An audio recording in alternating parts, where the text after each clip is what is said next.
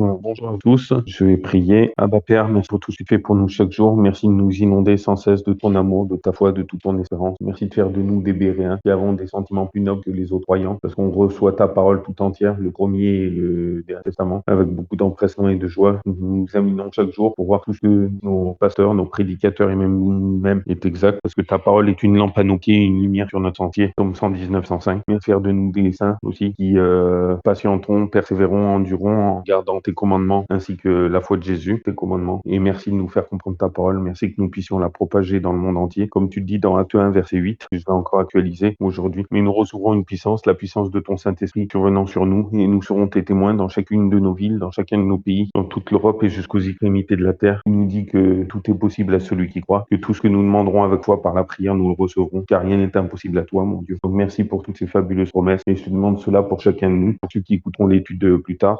Merci, nous fait la promesse dans Jérémie 17,14, toute guérison, que ce soit physique, psychologique et surtout spirituelle pour chacun de nous tous. Ô Éternel, guéris-moi et je serai guéri, sauve-moi et je serai sauvé, car tu es ma louange, ma gloire. Donc merci d'être notre guérisseur, notre sauveur, notre louange, notre gloire, notre tout. Merci de bénir abondamment mes bien-aimés chers frères et sœurs et amis, ainsi que toute leur famille et amis, ainsi que moi-même et toute ma famille et amis. Merci pour tout. Au nom de Jésus, Amen. Donc nous allons voir aujourd'hui la semaine de prière mondiale de mon église. Mais bon, c'est mondial avec ça a commencé hier et ça finit samedi prochain. Alors, on va voir l'introduction et aujourd'hui on va voir donc le premier jour, le premier sabbat où c'est le message des trois anges et la mission de l'église, mais l'église au sens large, hein, pas que mon église, mais toutes les églises de la fin des temps. Et Dieu nous appelle à aller avec trois petites parties. Je sais, on avait déjà vu le message des trois anges, mais là c'est la semaine de prière mondiale mais c'est vu sous un autre angle où il y a donc pour le premier jour il y a le message du premier ange, mais c'est très court là, le message du second ange, ensuite le message du troisième ange, ensuite pour finir il y aura trois petites questions pour la réflexion, à chacun d'y répondre. Ensuite, aujourd'hui, donc dimanche, c'est un appel rempli d'amour, l'évangile éternel dans le message premier ange, avec quatre petites parties aussi. Donc, l'évangile, l'amour conflit. Ensuite, ce sera de l'amour divin, mais vraiment toute petite partie. Ensuite, l'agneau et l'évangile. Ensuite, évangile et conflit. Ça sera une toute petite conclusion, puis trois petites questions pour la réflexion aussi. Et chaque jour, c'est pareil. Pour lundi aussi, mais bon, aujourd'hui, on fera celui d'hier et celui d'aujourd'hui. Et demain, je ferai, si Dieu le permet, lundi et mardi. Et mardi ou mercredi, je ferai la semaine. Alors déjà, pour commencer la semaine de prière, l'introduction, c'est vraiment, faut se préparer pour la fin du temps. En fait, cette semaine de prière, chaque année, ça c'est début novembre. Et chaque année aussi, il y a les 10 jours de prière, mais ça c'est le premier mercredi du mois de janvier. Et ça chaque année. Et il y a un thème précis chaque jour. Mais globalement, la semaine ou les 10 jours, ça a un thème particulier. Comme là, par exemple, la semaine de prière, c'est j'irai envoyer pour proclamer. Donc c'est surtout pour les trois messages des trois anges. Je sais qu'on avait vu, mais là, ça sera fait autrement. C'est vu sous un autre angle. Enfin, l'introduction. Donc c'est pour que nos frères et sœurs athées, bouddhistes, musulmans ou juifs qui puissent venir à Christ. Quoi. Parce que comme nous dit la parole, dans 1 Jean 5, verset 9, à partir du verset 9, nous recevons le témoignage des hommes, le témoignage de Dieu est d'un plus grand poids. Or, c'est là le témoignage que Dieu a rendu de son celui qui croit au Fils de Dieu, a le témoignage de Dieu en lui-même. Celui qui ne croit point Dieu le fait menteur, qui n'a pas cru au témoignage que Dieu a rendu de son Fils. Et voici le témoignage, c'est que Dieu nous a donné la vie éternelle. Et cette vie est dans son Fils. Le verset 12, qui a le Fils a la vie, qui n'a point le Fils de Dieu n'a point la vie. Et le verset 13, je vous ai écrit ces choses à vous qui croyez au nom du Fils de Dieu, afin que vous sachiez que vous avez la vie éternelle et afin que vous croyiez au nom du Fils de Dieu. Le verset 14 et 15, et la confiance que nous avons en lui, c'est que si nous demandons quelque chose selon sa volonté, il nous exauce. Et si nous savons qu'il nous exauce, quoi que ce soit que nous demandions, nous savons que nous avons de lui les choses que nous avons demandées. Amen. Donc c'est vraiment, vous voyez le verset 12, qui a le Fils à la vie, qui n'a point le Fils de Dieu, n'a point la vie. Donc il faut vraiment compris pour nos contemporains, athées, musulmans, juifs, qui n'ont pas le Fils, donc ils n'ont pas la vie d'après ces versets. Donc il faut vraiment compris pour eux, parce que notre Dieu d'amour, créateur et rédempteur, nous demande de prier pour tous les hommes, que ce soit nos dirigeants politiques, économiques et sociaux,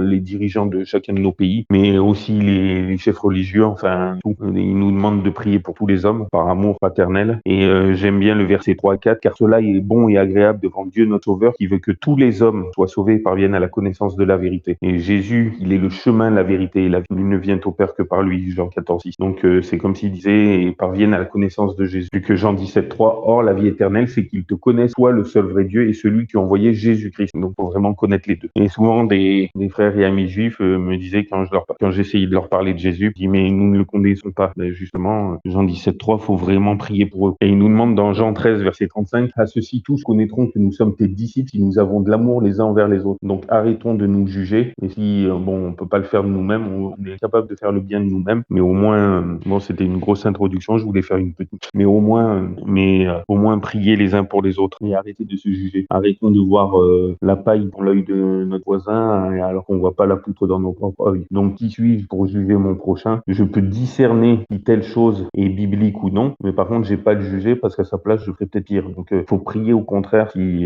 est dans l'erreur avec cœur et respect. Parce que sachant que le péché qu'on voit chez notre frère, il est peut-être pire chez nous. Et si c'est pas le même péché, c'en est un autre ou plusieurs autres pires. Bon bref, je ferme la parenthèse. Bon, tout cela pour vous dire, donc semaine de prière introduction. On qualifie souvent les récents développements mondiaux de sans précédent. Jamais auparavant des événements aussi bouleversants n'ont convergé dans un laps de temps aussi court, affectant presque tous les aspects de la vie de façon aussi rapide, aussi spectaculaire. On pressent fortement que quelque chose de stupéfiant est sur le point de se produire. Mais les prédictions sur l'avenir sont vagues et incertaines. Pour les adventistes, bon, je rappelle, les adventistes, c'est tous ceux qui attendent le retour de Jésus. Donc pas forcément les adventistes du 7e jour, pas que eux. Pour les adventistes, le temps est venu, si jamais il y en a eu un, de proclamer le message des 3 anges consigné dans Apocalypse 14, 6 à 12, avec une audace insufflée par le Saint-Esprit. Aucune œuvre n'est d'une importance aussi capitale, nous est-il dit, que de proclamer ce dernier avertissement pour un monde qui périt. Au cours de cette semaine de prière de 2021, nous approfondirons ces messages de la plus haute importance, lesquels ont Jésus-Christ et sa justice au cœur de leur préoccupation,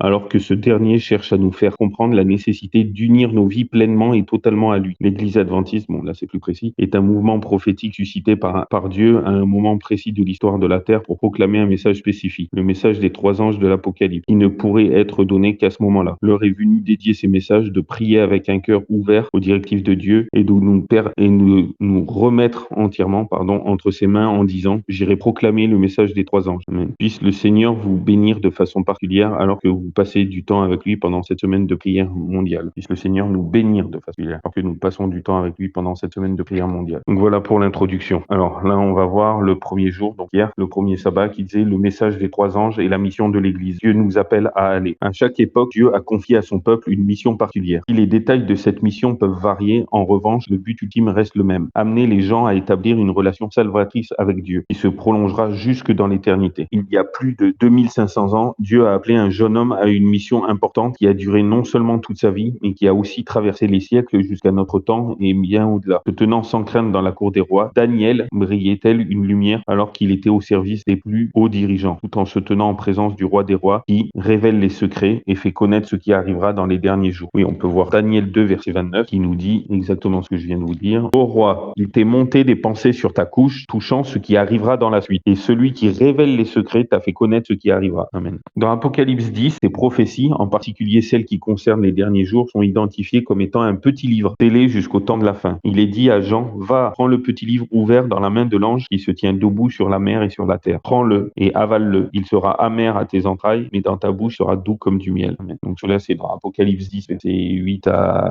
et 9. Et que ça a été raccourci, je vais vous le lire quand même entièrement. J'aime pas lire en partant. Apocalypse 10, verset 8 à 9. Et la voix que j'avais entendue du ciel me parla de nouveau et me dit, va, prends le petit livre ouvert dans la main de l'ange qui se tient sur la mer et sur la terre. J'allai vers l'ange et lui dis, donne-moi le petit livre. Et il me dit, prends-le et le dévore. Il remplira tes entrailles d'amertume, mais dans ta bouche, il sera doux comme du miel. Dans ce même chapitre, Jean représente le peuple de Dieu qui, en 1844, a vécu la grande déception. Un jour, il faudrait que je fasse la prophétie des 2300 soirs et matins, que un jour prophétique est égal à un an, donc 2300 soirs et matins, ça veut dire 2300 jours, ça fait 2300 années. Et ça se terminait en 1844. Mais bon, un jour, il faudrait que j'essaierai de faire rapidement après la semaine. Donc, dans ce même chapitre, Jean représente le peuple de Dieu qui, en 1844, a vécu la grande déception. Le petit livre ouvert, c'est le livre de Daniel. Il contient la prophétie de 2300 jours années concernant la purification du sanctuaire, le jugement investigatif à venir, qu'il était doux pour les croyants adventistes de croire que Jésus était sur le point de revenir. Cependant, il ne revint pas tel que prévu,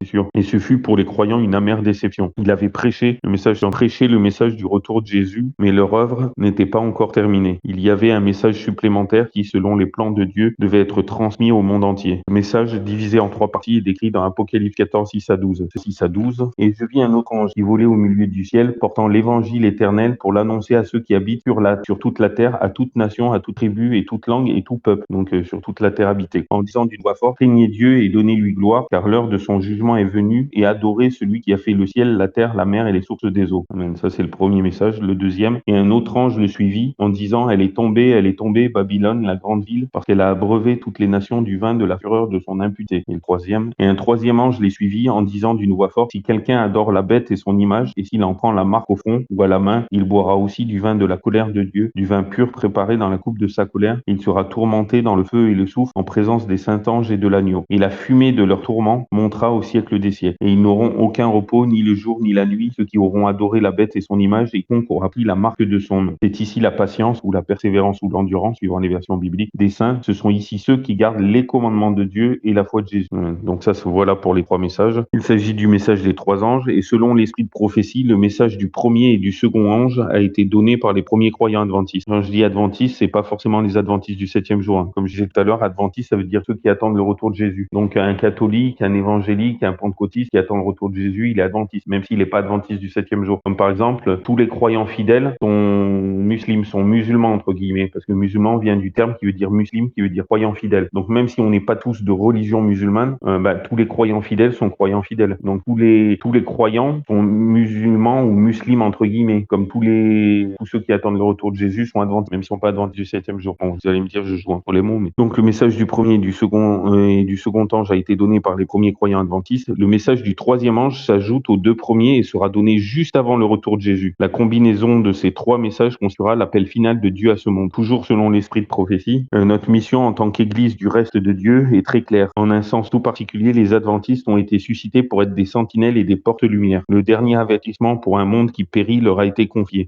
Comme je dis, c'est pas que notre Église, c'est les églises qui attendent le retour de Jésus. La parole de Dieu projette sur eux une lumière éblouissante. Leur tâche est d'une importance capitale. Et la proclamation des messages du premier, du second et du troisième ange, aucune œuvre ne peut lui être comparée. Rien ne doit en détourner notre attention. Il faut avertir le monde et le peuple de Dieu doit être fidèle au mandat qu'il a reçu. Ça, c'est tiré d'un livre de Ellen G. White, Témoignage pour l'Église, volume 3, à la page 344. Il a confié la tâche de proclamer ces messages au monde. Combien il importe que nous les comprenions et saisissions l'urgence de les partager. Nous devons aller de l'avant avec l'amour chrétien et l'authenticité biblique, tout comme ceux qui, par le passé, ont accompli la mission que Dieu leur a donnée. Et comme je disais tout à l'heure, dans 1 Jean 5, verset 11, nous dit qui a le Fils a la vie, qui n'a pas le Fils n'a point la vie. C'est pour ça que c'est important de prier pour nos frères et sœurs musulmans et juifs qui rejettent Jésus. Parce que comme ils n'ont pas le Fils, ils n'ont pas la vie. Mais c'est pour ça que Dieu il nous donne la mission de prier pour eux et de proclamer Jésus et son évangile au monde entier, afin qu'ils ne périssent point, mais qu'ils soient sauvés. Bon, c'est à nous de semer et lui il fera croître. Mais il faut vraiment qu'on prie pour nos frères et sœurs athées, pour nos frères et sœurs musulmans, bouddhistes, juifs et chrétiens, catholiques, protestants, tout le monde. Bon, bref, je ferme la parenthèse. Le message du premier ange. Le message du premier ange, Apocalypse 14, 6 et 7, proclame l'évangile éternel, le salut par la justice et la grâce de Christ, son pouvoir de justification et de sanctification. L'ange annonce que l'heure du jugement est venue et appelle les gens à revenir au véritable culte de Dieu, en le reconnaissant comme le Créateur. J'ouvre et je ferme une parenthèse rapidement, oui, parce qu'en général, Dieu, on le voit comme le Rédempteur, c'est ce qu'il est, mais on oublie qu'il est le Créateur aussi. Et malheureusement, l'ennemi nous attaque, le diable, il nous attaque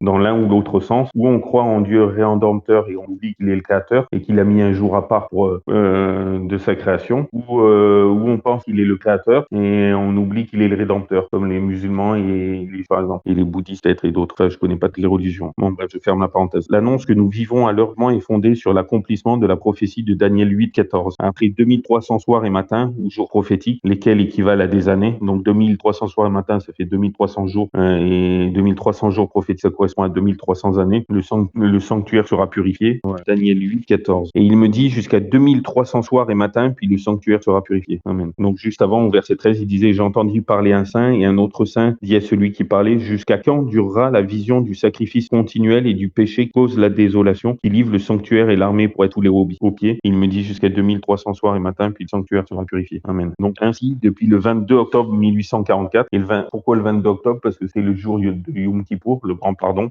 Et le 22 octobre 1844, les 2300 soirs et matins étaient finis, la prophétie. Et il y a eu une grande déception. Nous vivons dans la période, donc ainsi, depuis le 22 octobre 1844, nous vivons dans la période de temps connue sous le nom de jugement investigatif, la purification du sanctuaire céleste. Les résultats de ce jugement investigatif termineront. Quels sont ceux qui monteront au ciel au retour de Jésus? L'appel à adorer Dieu en tant que créateur impose automatiquement la responsabilité d'observer le jour qui honore son acte créateur. Il nous est dit, la question du jour de repos, le point de la vérité particulièrement contesté, sera la grande pierre de touche touche de la fidélité. Lorsque les hommes seront soumis à cette épreuve finale, une ligne de démarcation claire et précise sera établie entre ceux qui servent Dieu et ceux qui ne le servent pas. C'est toujours de la même croyante, Ellen G. White, mais dans la tragédie du siècle. Elle a vécu de 1820 et quelques jusqu'à 1917. Bon, bref, ferme la parenthèse. Mais il y a plus qu'adorer Dieu en tant que créateur, il faut aussi être prêt à rejeter les fausses théories sur l'origine de la vie. On ne peut croire à l'évolution tout en affirmant que Dieu est le créateur du ciel et de la terre. Les deux concepts sont incompatibles et contraires. En outre, l'évolution fait partie du spiritisme, puisque le spiritisme enseigne que l'homme est un être progressif, que sa destinée est de se rapprocher éternellement de la divinité. Alors, le message du second ange. Le message du second ange, Apocalypse 14:8, lequel annonce la chute de Babylone, a été présenté pour la première fois au cours de l'été 1844.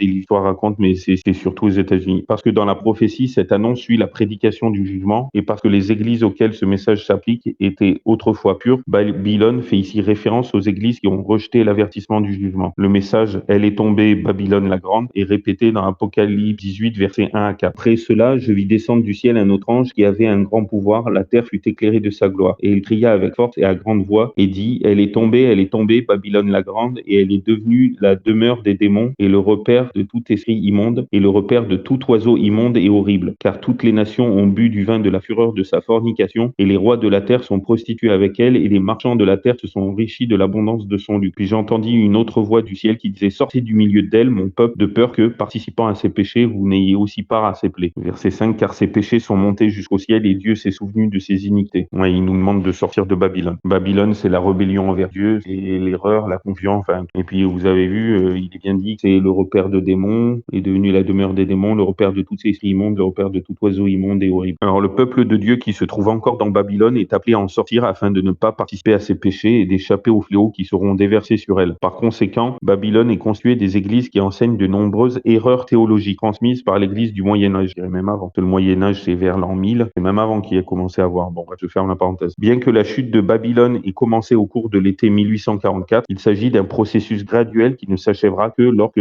premièrement, les églises rejetteront le message des trois anges d'Apocalypse 14, alors qu'il est à proclamer à la fin des temps, et accepteront les puissantes illusions ainsi que les prodiges mensongers de Satan. Et deuxièmement, ces églises apostates uniront pleinement au monde, acceptant et croyant ce que le monde accepte et croit. Forcément, ce qui est contraire à... Pour que le peuple de Dieu se trouvant encore dans Babylone comprenne l'urgence d'en sortir, il doit d'abord comprendre les péchés et les erreurs de Babylone. C'est pour ça que je vous disais, j'ouvre et je ferme la parenthèse, c'est pour ça qu'on doit être des béréens et tout vérifier. Toutes nos croyances et doctrines, les vérifier avec la Bible, et la Bible seule. Parce qu'il faut pas oublier que Satan, il a su entraîner un tiers des anges qui étaient parfaits et nos premiers parents qui étaient parfaits. Alors nous qui sommes loin de l'être, ils croyaient pas qu'il nous laisse tranquilles et que la majorité, souvent il entraîne la majorité. Parce que regardez, bon, j'ouvre et je ferme une autre parenthèse rapidement. Au temps de Noé, qui c'est qui a été sauvé? La majorité, ou Noé, sa femme, ses trois fils et ses trois belles-filles? C'était que 8 sur toute l'humanité. Donc la minorité. Au temps de Lot, Sodome et Gomorrhe, c'est qui est sorti? Lot, sa femme, bon, elle s'est tournée après, elle s'est transformée en statue de sel. Et ses deux filles, 3 sur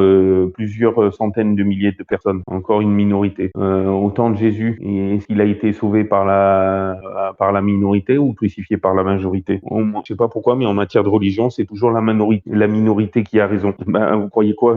Comme si Satan, il allait tourner les pouces et rien faire. C'est pour ça que c'est important de, Psaume 119, 105, ta parole est une lampe à mes pieds, une lumière sur mon sentier. Si on se déplace la nuit, la persécution, ça correspond à la nuit, à l'obscurité. Ben, faut qu'on ait notre lampe, la Bible, et faut qu'on l'allume. Donc, faut qu'on l'ouvre, qu'on l'étudie. Et là, on évitera de tomber dans tous les pièges subtils de l'ennemi. Celui qui a une Bible mais qui l'ouvre jamais, ben, et celui qui croit les enseignements de son église sans vérifier par la Bible, parce que les paroles s'envolent, les traditions, coutumes, ça se transmet de génération en génération, mais les écrits, la Bible, elle reste. Et il y a que sa parole il faut rien rajouter. Il nous dit dans Deutéronome 4 et 12 qu'il ne faut rien ajouter, rien enlever à sa parole. Dans Proverbe 30, verset 6, il nous dit qu'il ne faut rien ajouter. Dans Ecclésiaste 3,14, il nous dit qu'il ne faut rien ajouter ni enlever non plus. Dans Apocalypse 22, 17 et 18, il nous dit qu'il ne faut rien enlever et rajouter. Donc dans 2 Pierre 3, verset 17, il nous dit qu'il ne faut pas tordre. Donc il ne faut rien enlever, ni ajouter, ni tordre. Souvent, on fait ou l'un ou l'autre ou les trois, consciemment ou inconsciemment. Bon bref, je ferme la parenthèse. Pour que le peuple de Dieu se trouve encore dans Babylone, comprenne l'urgence d'en sortir, il doit d'abord comprendre les péchés corriger les erreurs de Babylone. Lorsque les proclamateurs exposeront Babylone pour ce qu'elle est, leur proclamation déclenchera une intense colère et une opposition féroce. En dépit d'une telle opposition, allons de l'avant avec l'amour chrétien et l'authenticité biblique, tout comme ceux qui, par le passé, ont accompli la mission que Dieu leur a confiée. Alors, le message du troisième ange. Après, il y a 3 petites questions qu'on peut réfléchir chacun, enfin comme vous voulez. Donc, le message du troisième ange, Apocalypse 14, 9 à 11, contient un avertissement clair. N'adorez pas la bête ni son image et ne recevez pas sa marque. Le message se base sur la prophétie d'Apocalypse 13, que ça, faudra qu'on étudie bientôt. La bête représente l'église apostate. L'image de cette bête est créée par le deuxième animal, lequel représente, je vais pas vous dire tout de suite parce que après vous allez me dire, je peux pas vous le prouver tout de suite parce que justement, Apocalypse 13, faut que je m'y attaque et je veux pas vous dire un truc tant que je peux pas le prouver tout de suite. Donc, bref, notez bien l'explication de cette chrétienne de l'époque. Et si ce pays en vienne un jour à former une image à la bête, cela signifie que l'élément religieux aura assez d'ascendant sur le gouvernement civil pour se servir de cette puissance. Pendant plus de 200 ans, ce pays ont été le phare de la liberté religieuse. Cependant, selon la prophétie biblique, le temps viendra où la liberté religieuse sera violée et où un mouvement contrôlera le gouvernement à tel point que des lois seront adoptées pour répondre aux souhaits des églises apostates. À quoi aboutira donc la formation de cette image? À l'intolérance envers quiconque n'est pas en accord avec ce que cette relation entre l'Église et l'État exige. Oui, il y a eu séparation de l'Église et l'État et bientôt ils vont se reformer. La marque de la bête, l'observation d'un faux jour de culte, est une institution qui expose clairement l'autorité de la bête. Ah oui, parce que la marque de la bête, on pense que c'est le contraire du sceau de Dieu. Et le sceau de Dieu, pour 3 raisons, on sait que c'est le sabbat. Je vais rappeler brièvement. Première raison, je vais y aller du plus petit au plus gros, au plus costaud. Donc première raison, la plus petite, 2 Timothée 2, 19, mais version Louis II, parce que je sais pas si les autres elles le disent, version Louis II 1910. Néanmoins, le solide fondement de Dieu reste debout avec ses paroles qui lui servent de sceau. Donc les paroles de Dieu sont son sceau, d'après ce verset. Et quelles paroles? Les 10 commandements, ça s'appelle le décalogue, ça s'appelle les 10 paroles. C'est pas n'importe quelle parole, quoi. En plus, il les a prononcées lui-même, il les a gravées lui-même avec son doigt. Donc prononcer lui-même, Exode 20, verset 1, prononcer lui-même et graver lui-même, donc c'est Exode 31, verset 18, graver lui-même, Exode 32, verset 16, et graver lui-même, après qu'il lui parlait, c'est Exode 34, verset 28. Et deuxième raison, Ézéchiel 20, 12 et 20 nous dit que le sabbat est le signe entre son peuple et lui, comme quoi il est l'Éternel, notre Dieu, qui est sanctifié pour le verset 12, et le verset 20, signe entre lui et son peuple, auquel il est l'Éternel notre Dieu, auquel il est qu'on connu qu'il est l'Éternel notre Dieu. Et il n'est pas que le Dieu des Juifs, il est mon Dieu aussi, il est le Dieu à chacun. Il nous a tous tissés dans le ventre de nos mères. On est tous ses créatures. Donc Ézéchiel 20, 20, ça parle pas que pour les Juifs, hein. Surtout Adam et Ève qui ont été créés, c'était plus de 1500 ans avant le tout premier Juif Abraham. Et Genèse 2, 1 à 4 nous dit bien qu'il s'est reposé ce jour-là, qu'il l'a béni et qu'il l'a sanctifié. Et tout ce que Dieu bénit, il est béni pour l'éternité, 1 Chronique 7, 27 et Romains 9, 5, la fin du verset. Et où il dit Dieu bénit éternellement, Amen, Romains 9, 5. Et le 7e jour et pas un autre. Et avec Marc 16, 9, toutes les versions dynamiques, et le Bible du semeur, parole de vie, et français courant, nouvelle français courant, va dire que Jésus est ressuscité le matin, un dimanche matin. Et toutes les versions littérales, et les semi-littérales, ça dépend, j'ai pas tout vérifié, mais toutes les versions littérales, si le Louis II 1910, si le Darby au Servad, Chouraki, ils vont dire Jésus est ressuscité le matin d'un premier jour de la semaine. Donc on s'aperçoit que dimanche c'est le premier jour de la semaine. Donc si dimanche c'est le premier jour de la semaine, le sabbat du 7e jour c'est le samedi, le jour d'avant. Bon bref, je ferme la parenthèse. C'est pour ça qu'on est sûr que le sabbat c'est le samedi. Parce que le calendrier grégorien c'est le même que le calendrier de Jules César au temps de Jésus. Donc on est sûr que le premier jour c'est le même premier jour que maintenant. Sauf que le dimanche il est plus resté le premier jour. Il est devenu le dernier depuis 1950. Bon bref, je ferme la parenthèse. Alors la marque de la bête, l'observation d'un faux jour d'occulte, donc n'importe lequel autre de son 7e, donc le 6e ou comme les musulmans malheureusement, ou le premier comme les catholiques et les protestants, ou le 2e ou le 3e ou le 4e ou le 5e, non, c'est le 7e, et il est écrit dans sa parole. Est une institution qui expose clairement l'autorité de la bête. Ah oui, et Ézéchiel 20, 20 et 20, 12, c'est le signe en lequel il est notre Dieu, et Romains 4, 11 nous dit, et il reçut le signe comme de la circoncision comme sceau de la justice. Donc on s'aperçoit que Romains 4, 11, signe égale sceau, donc si sabbat égale signe, et que signe égale sceau, donc sabbat égale signe égale sceau, donc sabbat égale sceau. Mais bon, ça c'est la raison la plus forte. Tous les sceaux royaux, et ça on peut le vérifier, ils détiennent le nom du roi, son titre, roi, et son domaine territoire qu'il possède. Par exemple, Louis XVI, roi de France, Louis XVI c'est son nom, roi c'est son titre, et France c'est son domaine territoire qu'il possède, et vous pouvez vérifier dans les 10 commandements, le premier, deuxième et troisième, il y a son nom et son titre, l'Éternel l'Éternel ton Dieu. L'Éternel ton Dieu au verset 2 de Exode 20, juste avant le verset 3, juste avant qu'il dise son premier commandement, au verset 3, sachant que le verset 1, c'est l'introduction, le préambule aux 10 commandements. Et il dit au verset 2, je suis l'Éternel ton Dieu qui t'a tiré du pays d'Égypte, etc. Et au verset 3, le premier commandement, tu n'auras pas d'autre Dieu devant ma face. Le deuxième commandement, verset 4 à 6, en plein milieu, tu ne te feras pas d'image taillée, ni de représentation quelconque, etc.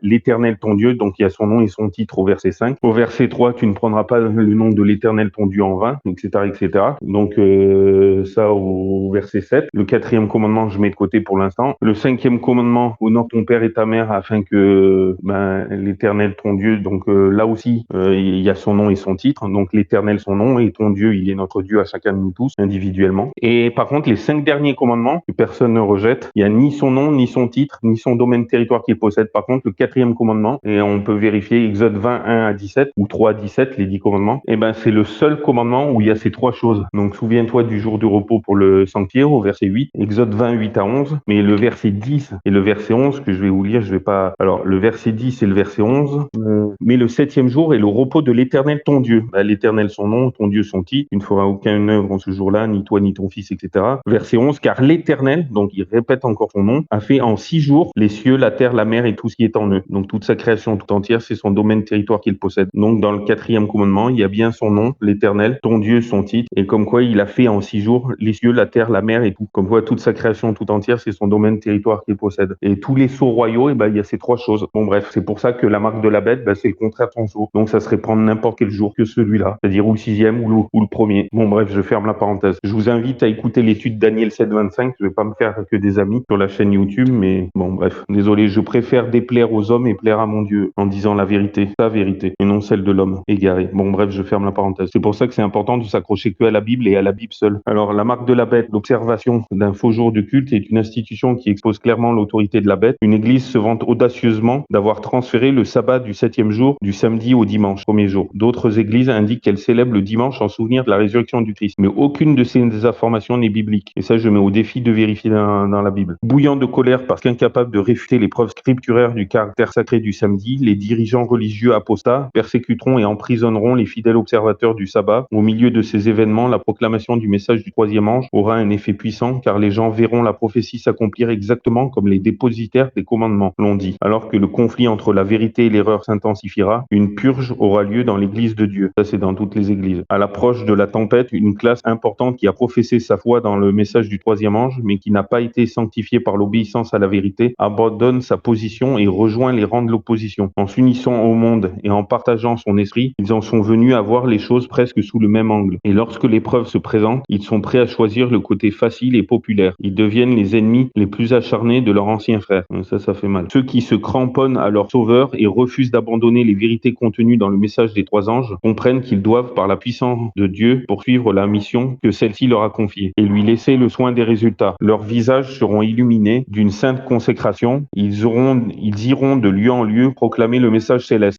Ce n'est pas pour proclamer le message céleste. Ce n'est pas tant par des arguments que par une profonde conviction inspirée par le Saint-Esprit que sera proclamé l'avertissement. La vérité paraîtra dans toute sa clarté et les âmes honnêtes briseront les chaînes qui les asservissaient. En dépit des puissances liguées contre la vérité, nombreux seront ceux qui se décideront à suivre le Seigneur. Frères et sœurs, ce que nous voyons aujourd'hui est un appel au réveil, un appel qui nous incite à sonder la parole de Dieu et à nous préparer à ce qui va bientôt se produire. Ce n'est qu'en nous appuyant complètement sur Jésus et sur la puissance du Saint-Esprit que nous pourrons accomplir toute chose. Dieu nous prépare au déversement de la pluie de l'arrière-saison et nous rend capables de proclamer d'une voix forte le message vivifiant des 3 anges. En fait, la pluie de la première saison, c'est l'effusion du Saint-Esprit. À la Pentecôte, on dit qu'elle est toujours valable et la pluie de l'arrière-saison, c'est quand le Saint-Esprit se déversera sur les croyants et pour proclamer son retour imminent. Donc ça sera vraiment vers la fin. Aujourd'hui, je vous invite à répondre à l'appel de Dieu en disant: oui Seigneur, par ta force et ta puissance, j'irai proclamer le message des 3 anges. Où que tu m'envoies, je suis disposé à y aller.